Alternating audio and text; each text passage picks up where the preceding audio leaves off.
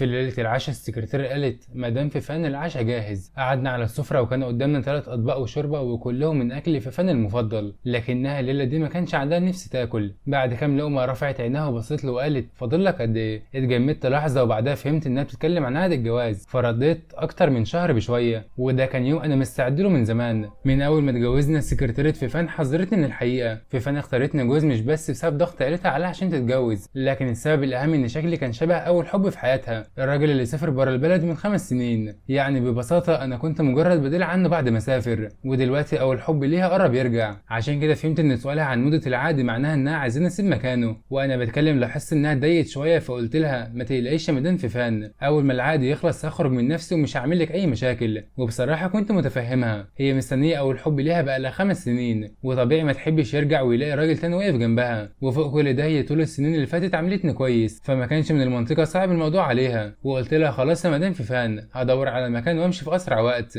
لكن المشكله ان السكن صعب تلاقي فيه مكان بسرعه، فعشان كده طلبت منها 3 ايام. اديني 3 ايام بس ووعد مني هكون مشيت. لكن كلامي فجاه استفز فيفان، بصيت لي بضيق وقالت انت عايز تمشي للدرجه دي؟ وبعدها قامت وقالت ببرود انا ما قلتلكش انك تمشي، خليك هنا. وبعدها رجعت مكتبها. فضلت باصص عليها وانا مش فاهم حصل ايه. فيفان نادرا ما كانت بتتكلم معايا، ولما كانت بتتكلم بيكون الموضوع مهم، والنهارده هي بنفسها فتحت موضوع العقد، وواضح انها عايزه تخلص منه بسرعه. وانا كمان عرضت ان امشي، فالمفروض تكون مبسوطه ليه اتضايقت. بعد شويه تفكير وصلت لتفسير، فيفان في الاخر رئيسه تنفيذيه لشركه بمليارات الدولارات، وهي طول عمرها بتحترم كلمتها، فغالبا مش عايزه تكسر وعدها وعايزه تلتزم بالشهر المتبقي في العقد. وده فعلا طبعها، لانها طول السنين اللي فاتت كانت بارده معايا، لكن عمرها ما كسرت وعد. ومع كده احترامها للعقد مش معناه ان اقعد مستني، لازم انا الاقي مكان بسرعه وامشي بدري. بعد العشاء نضفت السفره وخدت ملفي على ترابيزه القهوه وطلعت اوضتي. المسلسل اللي هشتغل فيه هيبدا تصوير بعد 3 ايام، فلازم اذاكر الدور بسرعه. اول ما فتحت الملف اتجمدت، تكررت تشخيص السرطان كان معايا، طلع انه اكسسوار خاص بالشخصيه اللي بلعبها في المسلسل، وغالبا ليلى حطته بالغلط وسط السكريبت. قعدت بعدها على المكتب وبدات اذاكر السكريبت كويس. بطل القصه دايما كان بياخد اي حاجه بيعملها بجديه، ومهما الدور كان صغير لازم نديله كل طاقته. والدور اللي ليلى جابته له المره دي كان مجرد الدور الخامس،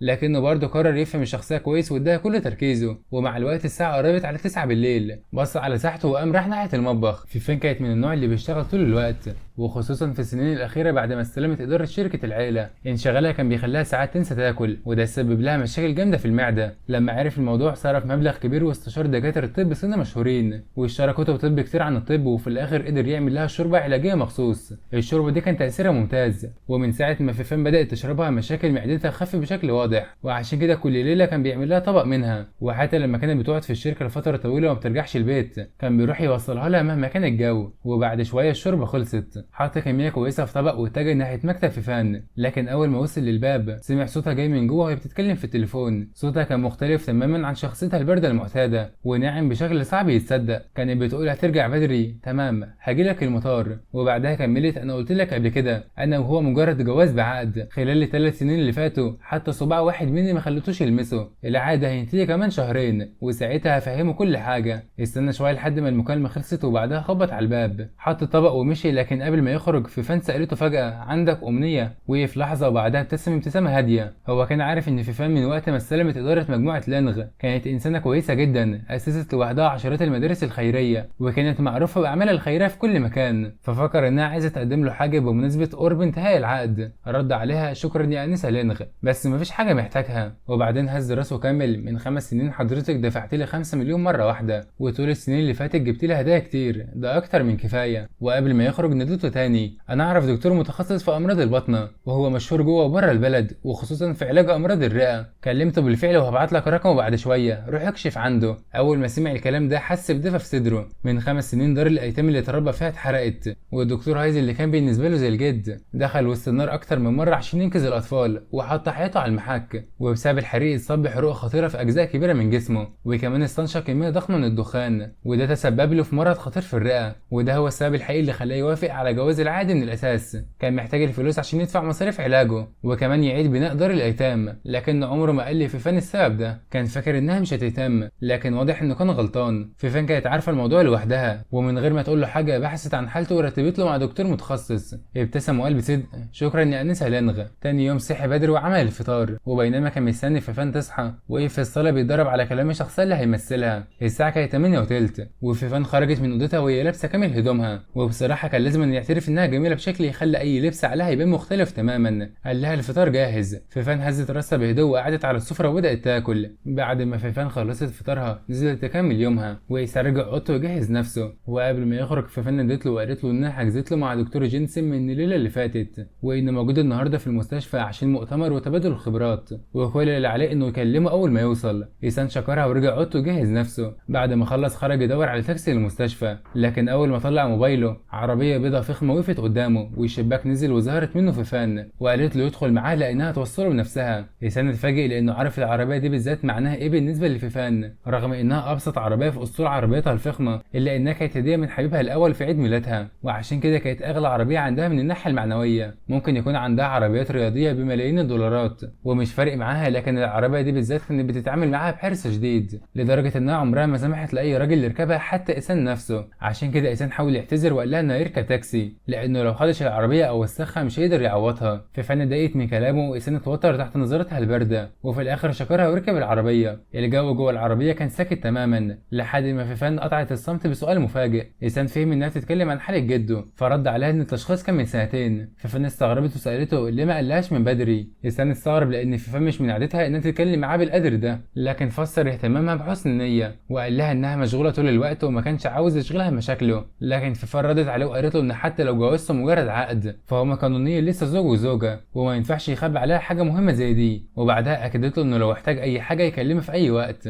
بعد حوالي نص ساعه العربيه وقفت قدام المستشفى. فيفان قالت لإيسان ان عندها اجتماع الصبح مش هتقدر تدخل معاه، وطلبت منه يتعاون مع دكتوره ولو احتاج فلوس يكلمها. إيسان شكرها وفيفان بصت له اللحظه وبعدها اتحركت بالعربيه. إيسان دخل المستشفى واتجه للاوضه اللي فيها جده. كان راقد على السرير راجل في الستينات من عمره ووشه مشوه بشكل كبير بسبب الحريق، ورغم انه خضع لاكتر من عمليه تجميل الا ان اثار الحريق لسه كانت واضحه جدا. لكن رغم كل ده حالته النفسيه كانت كويسه، واول ما شاف إيسان ابتسم له وقال له انه مش كان قايل له يهتم بشغله ومش محتاج يفضل قاعد مع راجل عجوز كل يوم. إيسان طمنه وقال انه لقى دكتور متخصص في امراض الرئه، والدكتور موجود النهارده في المستشفى وهيجيبه يشوف حالته بنفسه. بعدها إيسان قعد جنب السرير وبدا يقشر تفاحه لجده، لكن قبل ما يخلص دخلت مجموعه دكاتره تعمل جوله على المرضى، وكانت على راسهم دكتوره طويله القامه، ورغم انها كانت لابسه ماسك الا ان جمالها كان واضح من عينها بس. دي كانت الدكتوره ستيلا الطبيبه العبقريه في المستشفى، وكمان الطبيبه المعالجه لجده هايز. اول ما شافته قالت له انه جه بدري النهارده. إيسان قام بسرعه وسلم عليها. ستيلا كانت بتتابع حال جده وبتعتني بيه، وعشان كده إيسان كان ممتن لها جدا وبيحترمها من قلبه. لكن ستيلا اخدته على جنب وسالته اذا كان مضغوط ماديا الفتره دي لان فلوس علاج جده هايز قربت تخلص. إيسان اعترف انه فعلا بدا يعاني ماديا، خصوصا ان ال5 مليون اللي فيفان ادتهم له من 5 سنين بقوا على وشك يخلصوا. إيسان اضطر يعتمد على نفسه خلال السنين اللي فاتوا، لكن كل اللي كسبه راح على علاج جده واعاده بناء دار الايتام. فكر كذا مره انه يطلب قرض من فيفان، لكن في النهايه تراجع لانها مش مطالبه تساعده، وفوق ده كله هي كانت كويسه معاه طول السنين اللي فاتت. عشان كده رفض عرض الدكتوره ستيلا وقال لها انه هيتصرف في مصاريف العلاج بنفسه، خصوصا انها ساعدته بما فيه الكفايه ومش عاوز يحملها حمل زياده. ستيلا كانت عارفه طباع إيسان كويس من 10 سنين، هو باين هادي ومطيع ولكنه في الحقيقه عنيد جدا، فقالت له انها النهارده موجوده لو احتاج اي مساعده، الا بقى لو كان مش معتبرها صديقته. إيسان رد بكل بساطه ان ستيلا هي صديقته الوحيده ولو احتاج اي حاجه هتكون اول شخص يلجأ له. الكلام ده خلى ستيلا تحمر من الكسوف وقلبها بدا يدق بسرعه وهي بتبص لإيسان، وفجاه كيكا حطت ايدها على كتفها وبدات ترخم عليها وقالت لها انها كل ما تبص لإيسان عينها بتفضح مشاعرها. ستيلا حاولت تنكر وقالت اللي بينها وبين إيسان مجرد علاقه طبيعيه بين دكتور واحد افراد عيله المريض، لكن كيكا طبعا ما صدقتهاش، خصوصا انها عارفه ان ستيلا بقالها 10 سنين بتتعامل مع جده هايز كانه جدها هي، واهتمامها بيه اكبر بكتير من الطبيعي بالنسبه للدكتوره. كيكا حتى بدات تهزر معاها وتقول لها انها ممكن تكون شايفه نفسها مرات حفيد هايز في المستقبل، وان مفيش قاعده بتقول ان الراجل هو اللي لازم يبدا. فإيسان من وجهه نظرها شخص ممتاز وسيم وهادي وحنين وبيفكر في غيره، ورغم ان دار الايتام مليان ناس اغلبهم كانوا بيحبوا يطمنوا على هايز ويقدموا هديه ويمشوا، لكن إيسان فضل واقف جنبه لمده 10 10 سنين كامله من غير ما يمل. الكلام ده خلى السله تفتكر اليوم اللي بدا فيه كل حاجه. من 10 سنين بدا الحريق اللي حصل في دار الايتام. ايسان كان قدام السله وبيترجاها تنقذ جده هايز. ناس كتير من دار الايتام كانوا موجودين وقتها، لكن كل واحد كان مشغول بمصيره وبحاجته اللي ضاعت في الحريق. اما ايسان فما كانش فارق معاه اي حاجه غير حياه جده. ومن اليوم ده السله بدات تلاحظ انه موجود جنب سرير هايز كل يوم، وفضل متمسك بيه طول فتره مرضه من غير اي علامه ملل. اخلاص ايسان لجده اثر في السله وبدات تهتم بهايز اكتر، ومع مرور السنين علاقتها بايسان قربت منه جدا. لكن اقوى موقف جمع بينهم حصل من سنه. وقتها حصلت مشكله كبيره في المستشفى بعد وفاه مريض حالته كان ميؤوس منها من البدايه. اهل المريض اللي كان عددهم كبير اتهموا المستشفى والدكاتره بالاهمال وطلبوا بتعويض ضخم. ولما المفاوضات فشلت حصروا السله في موقف العربيات، وواحد منهم طلع سكينه وحاول يهاجمها. وفي اللحظه الخطيره دي ايسان تدخل من غير تردد واطلق طعنه بدل السله، وبسبب الاصابه فضل في المستشفى شهر كامل لحد ما اتعافى. رجعت السله من ذكرياتها وابتسمت بحزن، وقالت لكيكي انها ما تقولش الكلام ده لان ايسان متجوز بالفعل. كيكي اتصدمت لانها طول 10 سنين اللي فاتوا عمرها ما شافت زوجة ايسان، فسالتها باستغراب عن مكان مراته. كيكي اتحسرت اكتر لما عرفت ان ايسان متجوز، وقالت ان راجل كويس بالشكل ده نادر، والست اللي اتجوزته اكيد محظوظه. وفي الوقت نفسه السله فضلت تبص لايسان من بعيد وهو بيضحك وبيتكلم مع جده، ومش قادر تمنع نفسها من التفكير فيه. وفضل اتصال في فم مسبقا. ميعاد الكشف عند الدكتور جينسن مشي بسهوله جدا. بعد الفحص الدكتور جينسن اكد لايسان ان حاله جده هايز ممكن تتعالج بالكامل، لكن محتاجه عمليه مكلفه جدا. الخبر ده فرح ايسان وفضل مزاجه كويس طول اليوم. لما رجع البيت في فم ما كانتش رجعت، وده كان طبيعي لانها اصلا بتدي اغلب وقتها في الشغل، وكمان بتبات في المكتب معظم الليالي. ايسان كان فاهم انها بتعمل كده عشان تتجنب الاحتكاك بيه، خصوصا ان حبها الاول داميان لسه مسيطر على حياتها. طول الخمس سنين فيفان حافظت على نفسها وما سمحتش لاي راجل يقرب منها، حتى ايسان نفسه رغم انهم متجوزين رسميا. بالليل ايسان جهز طبق العصيده الطبيه وركب تاكسي متجه لمقر شركه لانغ. واول ما دخل برج لانغ اتفاجئ بضخامه المكان وفخامته، لدرجه انه حس قد ايه الفرق بينه وبين فيفان كبير. في البيت عمره ما كان بيحس بالدنيا قدامها، لكن وهو واقف تحت برج شركتها العملاق لاول مره استوعب حجم الفجوه بينهم. بعدها ظهرت ليسا سكرتيره فيفان ومدت ايديها عشان تاخد علبه العصيده. ايسان سلمها العلبه وكان لسه هيمشي، لكن ليسا وقفته وقالت له ان رجوع داميان اتقدم وممكن يرجع من بكره بعد الظهر. وبما ان داميان هو حب فيفان الاول اللي مستنيه بقالها 5 سنين، نصحته انه يسيب بيت فيفان في اسرع وقت عشان ما يتسببش في اي سوء تفاهم. ايسان قال لها انه بالفعل بيدور على مكان. ليسا اتفاجئت شويه لانها كانت فاكره انه هيحاول يتمسك بفيفان ويستغل الجواز لمصلحته، لكن ايسان كان بالفعل بدا يدور على مكان من نفسه. ومع كده ليسا استغلت الفرصه ووجهت له كلام قاسي، وقالت له ان فيفان عمرها ما حبت غير داميان، وحبها ليه ما اتغيرش، بالعكس بقى اقوى مع السنين. وطلبت منه يعرف حجمه كويس وما يفكرش في اي حاجه اكبر من مكانته، وبعد ما يخرج من بيت فيفان يبعد عنها تماما عشان ما يسببلهاش اي مشاكل. الكلام ده ايسان جدا وقبض على ايده من الغضب، لكنه بعد لحظات هدى نفسه، وفي النهايه وافق وقال لليسا تبلغ فيفان انه هيمشي، لانه في النهايه كان شايف ان الجواز ده من البدايه مجرد صفقه واتفاق لمده محدوده. واثناء رجوع ايسان كان حاسم امره انه يلم حاجته ويمشي في اسرع وقت، فاشترى شنطه كبيره واول ما رجع بدا يحط كل حاجته فيها. وبعد ما خلص كان الوقت قرب على الظهر، لكنه ما كانش مستعجل يمشي، كان لازم على الاقل يودع فيفان قبل ما يخرج من حياتها. استنى لحد بعد الساعه 6 بالليل لكن فيفان ما رجعتش، وما كانش عارف اصلا هترجع النهارده ولا لا. في الاخر مسك موبايله وبعت لها رساله هترجع النهارده. بعد وقت ردت عليه وقالت له انا مشغوله. ايسان ما بيفكرش كتير وبعت لها انه خلص كل حاجته وممكن يمشي الليله دي، وكان نفسه يودعها وش لوش، وكمان وضح لها انه فاضل الايام الجايه ولو حابه تخلص اجراءات الطلاق تبلغه في اي وقت. قبل ما يمشي وقف وبص للمكان اللي عايش فيه تقريبا 5 سنين كامله. طبيعي يحس بشويه حزن وتعلق لان المكان ده كان بيته لفتره طويله، لكن المره دي كان حاسس ان خروجه من هنا ممكن يكون نهائي، وانه غالبا مش هيرجع للمكان ده تاني طول عمره. فتح الباب وخرج، ولكن اول ما فتحه اتجمد مكانه، وقدامه كانت فيفان واقفه بوش مخيف عمر ما شافه عليها قبل كده. ايسان حاول يتكلم ولكن الكلام وقف في زوره. طول السنين اللي عاشها معاها فيفان كانت دايما هاديه وكانها مش بتتاثر باي حاجه، حتى وقت غضبها عمر ما شاف التعبير ده على وشها. ايسان اتلخبط تماما وبدا يراجع كل اللي حصل في دماغه. هو عمل كل حاجه زي ما هي عايزه، هي كانت عايزاه يمشي وهو بالفعل جمع حاجته وقرر يخرج في نفس الليله، فليه بقى باين عليها الغضب بالشكل ده؟ فكر شويه وافتكر انه حتى ما قالهاش وداعا وش لوش، يمكن تكون شايفه ان ده قله احترام، وبما انها مديرته فموظف زيه ما ينفعش يسيب الشغل ويمشي كده من غير ما يودعها. فقال بسرعه اسف يا انسه لينغ، كان المفروض اودعك بنفس حقك عليا. ايسان ما كانش فاهم هي رجعت فجاه ليه، لكنه افترض انها ممكن تكون قلقانه انه يكون اخد حاجه من الفيلا. ايسان كان دايما ملاحظ قد ايه فيفان بتحتز بالهدايا دي، حتى ساعه غاليه جدا كانت جايبه لها صندوق مخصوص وحطها في اوضح مكان في مكتبها، وكانها كل ما تبص عليها تفتكر داميان. والبيت كله كان مليان بساعات ولوحات وتحف بملايين. ومع كل ده ولا مره فيفان حاطت حراسه او خافت ان ايسان يلمس اي حاجه منهم. فهم قلق فيفان على حاجتها، فقال بسرعه انه ما خدش اي حاجه غير هدومه وحاجته الشخصيه، ولو حابه ممكن يفتح الشنطه قدامها عشان تتاكد او تستنى لحد ما تراجع حاجتها بنفسها قبل ما يمشي. لكن فيفان بصت له وقالت هو ده اللي انت شايفني بيه؟ ايسان اتجمد مكانه ولعن نفسه على اللي قاله. هو كان يقصد انه ممكن تكون قلقانه على حاجتها، لكن كلامه خلاها تبان كانها شخصيه ماديه وشكاكه. فحاول يصلح الموقف بسرعه وقال ان ده مش قصده، لكن فيفان قطعته ودخلت الفيلا. ايسان بص لها باستغراب ولاحظ ان مشيتها المره دي مختلفه. فيفان اللي كانت دايما ماشيه بهدوء دلوقتي خطواتها كانت واسعه وعنيفه وكانها متضايقه من حاجه. فسحب ايسان شنطته وراه وهو فاكر انها عايزاه يرجع عشان تراجع حاجته الاول، وبما انه قدام الناس فطبيعي كمديره كبيره انها ما تحبش شكل الموقف ده، وعشان كده قرر يديها مساحتها ويحافظ على صورتها. اول ما دخل فتح شنطته بنفسه. من 5 سنين لما ايسان دخل البيت ده لاول مره ما كانش معاه غير كام طقم هدوم رخيص، اما الهدوم الموجوده دلوقتي فمعظمها اشتراها بعد كده ومفيش فيها اي حاجه رخيصه، لان باعتباره زوج في الاوراق لست اغنياء زي فيفان ما ينفعش يظهر قدام الناس بشكل مهمل ويأثر على صورتها. وفوق كل ده ايسان ممثل، وفي الوسط الفني المظهر بيفرق جدا، والناس غالبا بتحكم على الشخص من لبسه قبل اي حاجه تانية. وبعيد عن الهدوم كانت الشنطه فيها شويه كتب عن التمثيل، والساعتين كانت فيفان ادتهم له. الساعتين نفسهم غاليين جدا، وارخص واحده فيهم سعرها بتتخطى ال 100,000،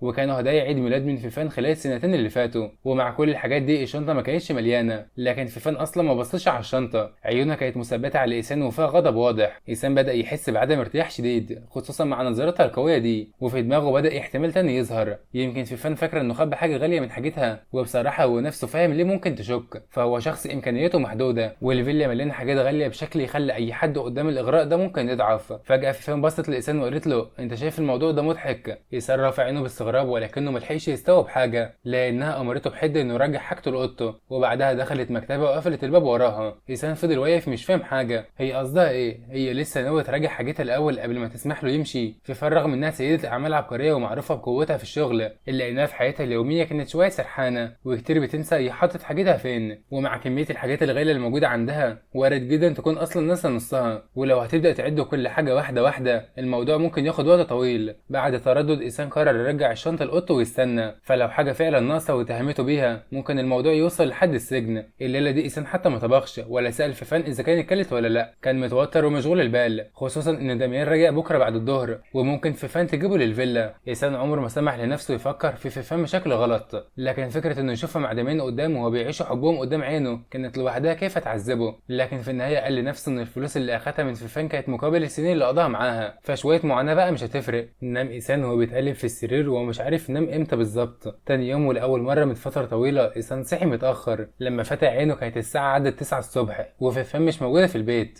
هو ما كانش عارف يروح فين ولا حتى اذا كانت خلصت مراجعه حاجتها الليله اللي فاتت. فكر يكلمها ويسالها ولكنه ما قدرش ياخد الخطوه دي خصوصا بعد غضبها الواضح اللي شافه امبارح. ولو داميان رجع بالليل وفيفان قررت تجيبه الفيلا فايسان كان ناوي يلاقي اي حاجه ويبات في فندق ويديهم مساحتهم. قضى اليوم كله في البيت وهو بيراجع سيناريو المسلسل، ولما انتبه للوقت لقى الساعه عدت 5 العصر. ساعتها تفكيره بدا يسرح، داميان المفروض يكون رجع خلاص بعد 5 سنين من الغياب. اكيد فيفان فرحانه جدا بعودته، لكن دلوقتي يا ترى هما بيعملوا ايه؟ الفكره خلت ايسان يحس بضعف والثقه اقل في نفسه خصوصا لما قارن نفسه بداميان. داميان جاي من عيله قويه، شكله وسيم ونجم كبير، وكمان شخصيته ممتازه حسب كلام الناس. باختصار مفيش حاجه ناقصه فيه. اما ايسان فمجرد يتيم من غير اب ولا ام، وممثل من الدرجه الثامنه بالكاد بياخد ادوار صغيره. الفرق بينهم كان واضح بشكل مؤلم، وعشان كده مش غريب ان واحده زي فيفان بكل جمالها ومكانتها تحب داميان بالشكل ده. ايسان مش قادر يقول انه بيحب فيفان، لكن في اللحظه دي حس بشويه غيره من داميان. وفجاه هو ماسك التليفون ظهر قدامه منشور من ليسا. الصوره كانت لفيفان وداميان وهما بيتعشوا سوا في مطعم. ايسان اعترف لنفسه ان داميان فعلا وسيم لدرجه ان حتى راجل زيه يقدر يشوف ده بسهوله. جنب فيفان الاتنين كانوا شبه ثنائي مثالي، وليسا كاتبه على الصوره كلام معناه ان بعد كل السنين الاتنين رجعوا لبعض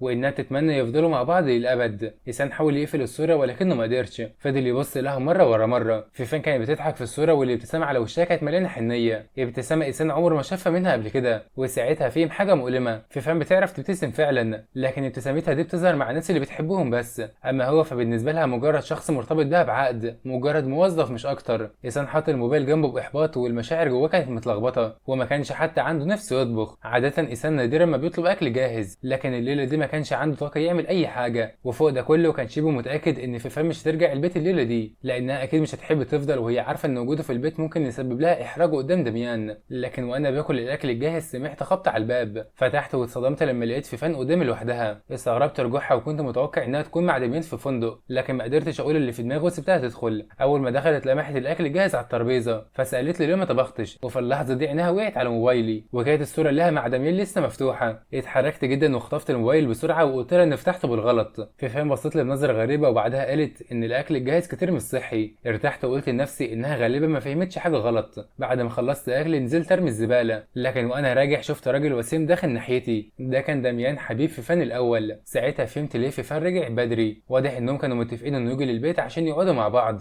وانا دلوقتي بقيت في موقف محرج جدا، ارجع واقول لفيفان اني ماشي ولا اختفي واسيب الاتنين لوحدهم. لكن وانا ببص على دميان وهو بيقرب ما قدرتش انكر الحقيقه، الراجل ده وسيم فعلا. اتضح ان دميان وايسان شبه بعض جدا لدرجه ان اي حد يشوفهم مع بعض ممكن يفتكرهم اخوات. وساعتها فهمت ليه فيفان دفعت مبلغ كبير في جوازنا بالعقد، فهي كانت شايفاه نسخه من دميان. بصراحه احساسي كان متناقض، انا ممتن للوش ده لانه كانت سبب ان قابلت فيفان وقدرت اوفر فلوس علاج هايز، وفي نفس الوقت حزين لاني عشت سنين كامله مجرد بديل عن الراجل اللي بتحبه. دميان وقف قدامه وسالني انت ايسان صح؟ من نظراته فهمت انه شايفني اقل منه، لكني ما قدرتش ازعل. ففي النهايه انا فعلا كنت البديل اللي اخد فلوس مقابل الدور ده. ابتسمت وقلت له حضرتك دميان، انت جاي عشان الانسه لينغ، اتفضل اوصلك ليها. طلعت دميان فوق ورحت ابلغ فيفان بوصوله. اول ما شافته قامت وقعدت جنبه، وبعدها بداوا يتفرجوا على البيت. ولما وصلوا غرفتي دميان اتفاجئ من تصميمها وقال ان ده ذوقه المفضل، وسال فيفان اذا كانت مجهزاه عشانه. وبعدها لمح البيانو الكبير الموجود في الاوضه وقال انه كان زمان قال لها انه بيحب النوع ده وانها فعلا اشتريته عشانه. ساعتها فهمت الحقيقه، الاوضه دي والبيانو وكل تفاصيلها كانت معموله اصلا عشان دميان. الغريب ان انا كمان كنت بحب الاوضه والبيانو جدا، خصوصا ان كنت بحب الموسيقى من زمان. لكن قبل كده لما فيفان رجعت البيت مره وشافتني بعزف عليه اتعصبت جدا ومنعتني المسه من غير اذنها. وقتها افتكرت انها خايفه عليه عشان غالي. البيانو ده كان هديه لدميان ومش من حق المسه. وبعد شويه رجع فيفان ودميان للصالون، فقمت وقلت اتفضل يا استاذ دميان، كل شويه فاكهه انسه لينغ، انا عندي حاجه اعملها الليله، اسيبكم براحتكم. انا بمجرد ما شفت الموقف رجعت اوضتي بسرعه ولبست الجاكيت وجهزت نفسي امشي. دميان ممكن يبات هنا وانا مش ناقص افضل قدامهم. لكن قبل ما اخرج فيفان وقفتني وقالت لي انت رايح فين؟ قلت لها ان هسيبهم براحتهم، ولكن هي بصت لي ببرود وقالت اقعد هنا. دميان حاول يهدي الجو وقال لها تسيبني امشي، وكنت خلاص اتنفس الصعداء لكن فيفان وقفتني تاني، وبدل ما تسيبني امشي قالت لدميان ان الوقت اتاخر وان عندها اجتماع الصبح وطلبت منه يرجع. دميان اتفاجئ لانه كان داخل الليله دي وهو متوقع يقعد وقت اطول معاها، لكنه اضطر يمشي. قبل ما يخرج بص لي بنظره مليانه كراهيه وانا مش فاهم انا ذنبي ايه اصلا. بعد ما مشي قررت ابعد عن الاتنين عشان المشاكل، فسالت فيفان بحذر انسه لينغ خلصت مراجعه حاجتك؟ وشها اتغير فورا وقالت لي مراجعه ايه؟ قلت لها ناقصت حاجتها وان مفيش مشكله تفتش كل حاجه، وانا اصلا معايا حاجتي بس ومفيش اي حاجه ناقصه. لكن كلامها عصبها اكتر وقالت لي انت شايف الموضوع ده مضحك؟ قلت لها ان مش قصدي حاجه وان ده احسن للجميع. لكن هي دخلت مكتبها وقفلت الباب بعنف، وبعدها فتحت الباب تاني وقالت بحده ايسان عقدنا لسه مخلصش،